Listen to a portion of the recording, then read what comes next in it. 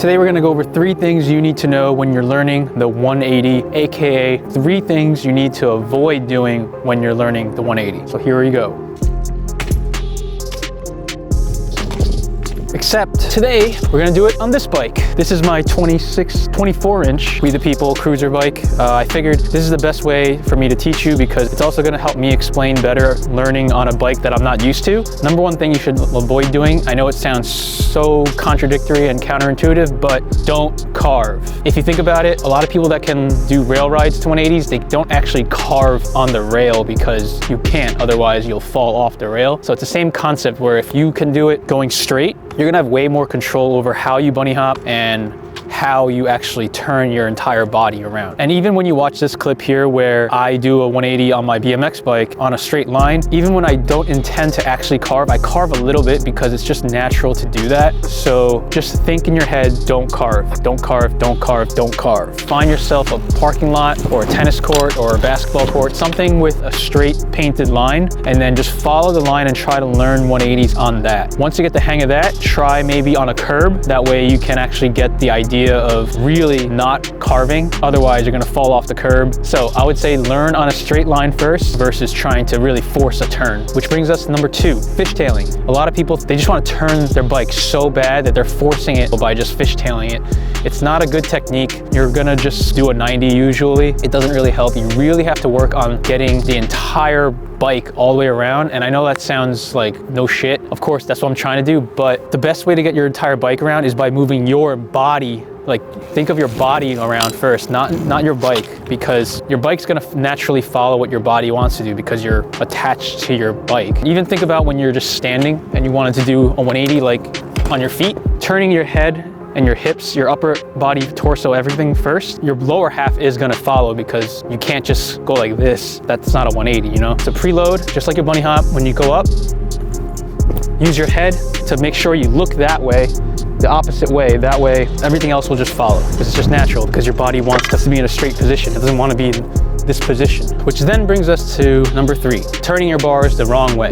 I see a lot of people when they are trying to 180, even if they get kind of around, they turn their bars way too much the wrong way. You're just gonna end up either bending your front wheel or doing some kind of weird slider, and it's just not gonna work. Try to keep your bars just a tiny bit the opposite way. That way you can roll out easier, because let's say you land in like a 150, like this, like not a complete 180 degrees. If you have your bars slightly facing the opposite direction, you can use your momentum to actually be able to roll out, and then you can kind of cheat the 180. So now that you know the 3 things you need to avoid doing, let's actually do things that you should be doing. And it always comes back to the question of strength versus technique. It's both. A lot of it is gonna be technique, but you do have to have strength to do this. This bike is an odd size bike, so I have to muscle it a little bit more.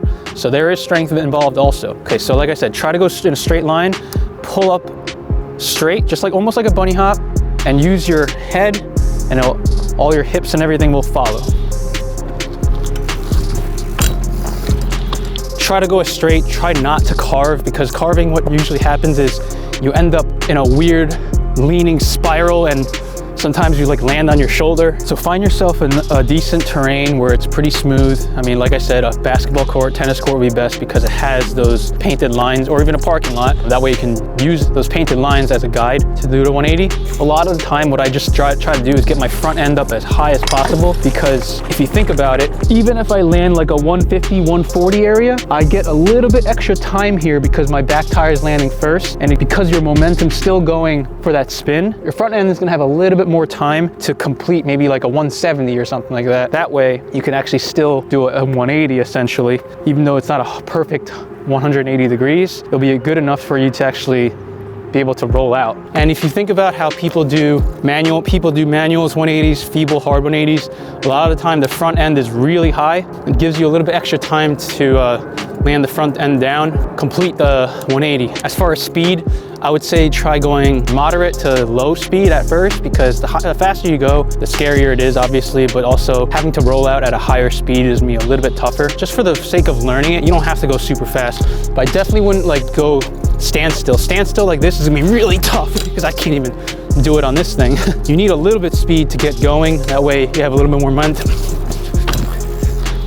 that's pretty much it. Follow those 3 tips, work on that bunny hop a lot. That is gonna be the most important part to learn this. Let me know if you have any other further questions or if you have any further comments. If you want like some personal help, because like maybe you have a different problem that I didn't go over in the video, DM me on Instagram, send me a video of yourself trying the 180. Usually when I see a video of you, it's a lot easier for me to really analyze and see what you're doing. Hopefully this helped.